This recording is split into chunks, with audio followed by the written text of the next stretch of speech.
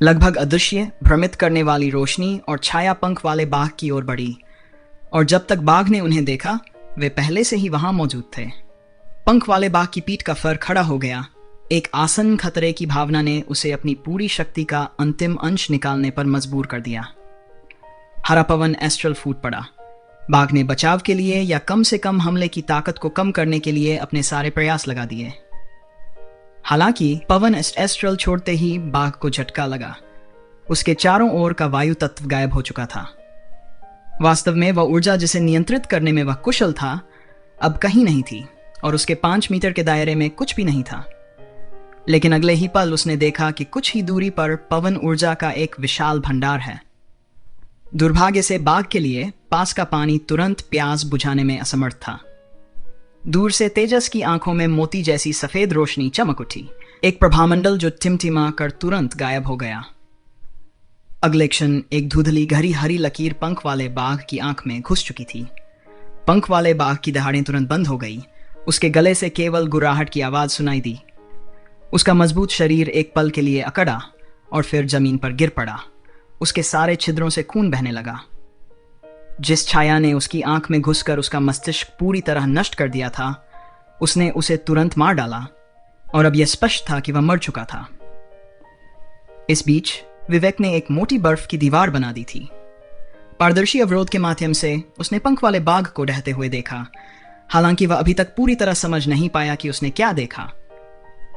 हवा में चांदनी ने काफी कठिनाई के बाद खुद को संभाल लिया, लेकिन टक्कर के कारण वह अभी भी स्तब्ध थी। वह स्थिति को भी ठीक से नहीं समझ पाई थी। गौरवलाल ने तेज हवा के झोंके से खुद को संभाला और वापस भागा, लेकिन जब तक वह लौटा युद्ध समाप्त हो चुका था। हो गया, तेजस की आवाज गूंजी, जिसने सभी को चौंका दिया। जब उन्होंने तेजस की ओर देखा, उनकी निगाहें बदल गई। उन्होंने ये कैसे किया? यह सवाल हर किसी के मन में था। तेजस ने बताया, मैंने ऊर्जा एकत्र की और एक संपीड़ित पवन ब्लेड को उसकी आंख में भेजा, और उसने बाघ के मस्तिष्क को टुकड़े टुकड़े कर दिया। बड़े भाई विवेक से टक्कर के कारण वह बहुत कमजोर हो गया था, और वह खुद को चकमा नहीं दे सकता था या अपना बचाव नहीं कर सकता था। हालांकि यह पवन ब्लेड नहीं था, बल्कि तेजस का नया व्यक्तिगत विकास था, पवन सुई। पवन सुई की ऊर्जा सांद्रता बर्फ की सुई से कई गुना अधिक थी। इसलिए तेजस की आध्यात्मिक शक्ति को इसे पूरा करने के लिए समय की आवश्यकता थी। अगर उसकी आध्यात्मिक शक्ति ने गुणात्मक छलांग नहीं लगाई होती तो इस स्तर का नियंत्रण लगभग असंभव होता। यहां तक कि तेजस को भी पवन सुई के आकार लेने पर थोड़ा डर लगा। लेकिन चूंकि यह उसकी आध्यात्मिक शक्ति द्वारा निर्देशित थी, पवन सुई ने सटीक तरीके से वार किया। उसी समय उसने पहली बार अपने आध्यात्मिक नियंत्रण की कोशिश की। सेलेस्टियल फॉक्स विजन के साथ विलय के बाद उसने अपने प्रमुख श्वेत वंश का नाम बदलकर विवेकशील नेत्र ऑफ हेवन रखा।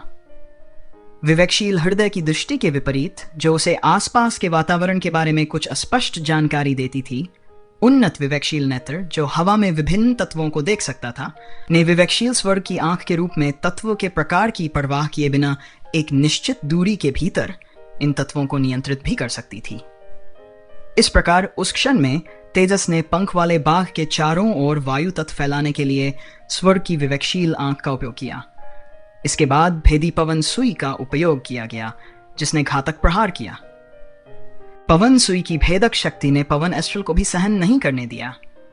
सुरक्षा के उपाय के तौर पर और एक प्रयोग के रूप में तेजस ने पहली बार स्वर्ग की विवेकशील आंख को सक्रिय किया। इसका प्रभाव उसकी कल्पना से कहीं अधिक शक्तिशाली था। एक छठे क्रम के पंख वाले बाघ को एक ही प्रहार में समाप्त कर दिया गया। अब जाकर गौरवलाल और विवेक को राहत मिली। ये लड़ाई उनके लिए बेहद तनावपूर्ण थी, और अब वे अंततः शांत हो पाए थे। गौरवलाल ने तेजस की ओर मुड़ते हुए अंगूठा दिखाया।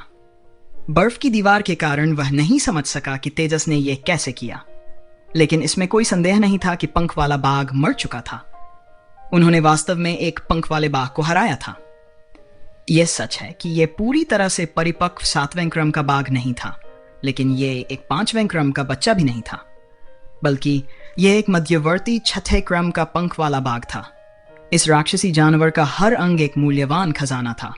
जानवर के क्रम के आधार पर मूल्य भिन्न होता था, लेकिन यह अंतर इतना महत्वपूर्ण नहीं था।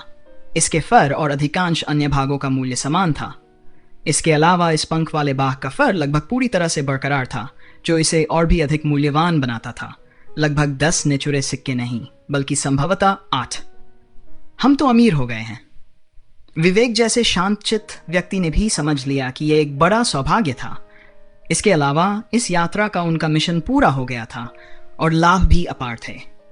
तुमने वाकई कमाल कर दिया छोटे तेजस, तुम अद्भुत हो, दीपक ने पेड़ की टहनी पर बैठते हुए आश्चर्यचकित होकर कहा। वह एकमात्र व्यक्ति था जिसने देखा था कि तेजस ने अपनी चाल कैसे चली।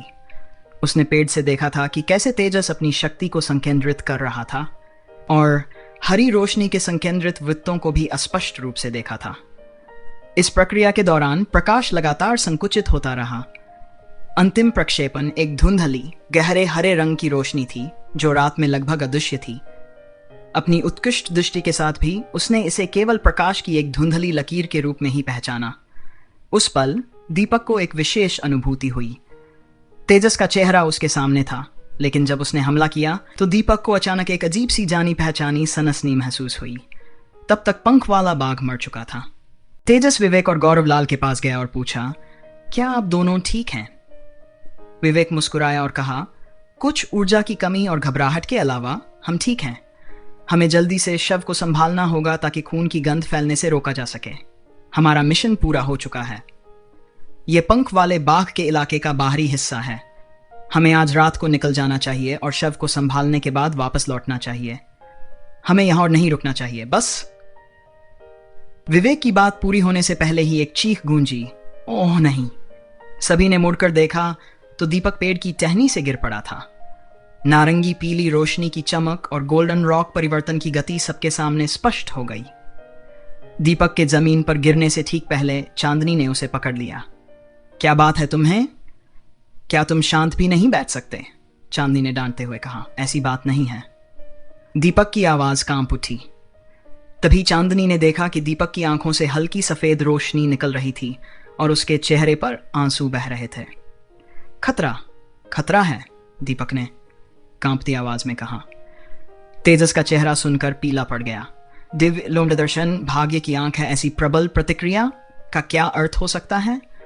जब छठे क्रम का पंख वाला बाघ आया था तब सेलेस्टियल फॉक्स विजन ने इस तरह की प्रतिक्रिया नहीं दी थी, जिससे कोई महत्वपूर्ण खतरा नहीं होने का संकेत मिला था। लेकिन इसी क्षण तेजस ने अपनी आंखों में एक स्पष्ट गर्मी महसूस की। आंसू बहने लगे, उसके सिर में झुनझुनी होने लगी और ऐसा महसूस हुआ जैसे उसकी रीढ़ की हड्डी में ठंडी हवा बह रही हो। अच्छा नहीं है, विवेक ने बिना किसी हिचकिचाहट के पास पड़े पंख वाले बाघ की लाश को उठाया और चिल्लाया, चांदनी, दीपक को लेकर चली जाओ, हमें पीछे हटना होगा। ठीक उसी समय एक गगनभेदी गर्जना हुई जिसने अपने रास्ते में आने वाले पेड़ों की पत्तियों को उड़ा दिया। पांचों लोग जो घटनास्थल से भागने की तैयारी कर रहे थे, उनके दिल की धड़कनें रुक गईं जब उन्होंने क्रोध और भावना से भरी ये दहाड़ सुनी। तेजस को छोड़कर बाकी सभी के पैर ढीले पड़ गए। इस समय उन्हें अनुमान लगाने की जरूरत नहीं थी कि क्या हो रहा है। उन्होंने छोटे बाघ को मार डाला था और अब बड़ा बाघ यहां था।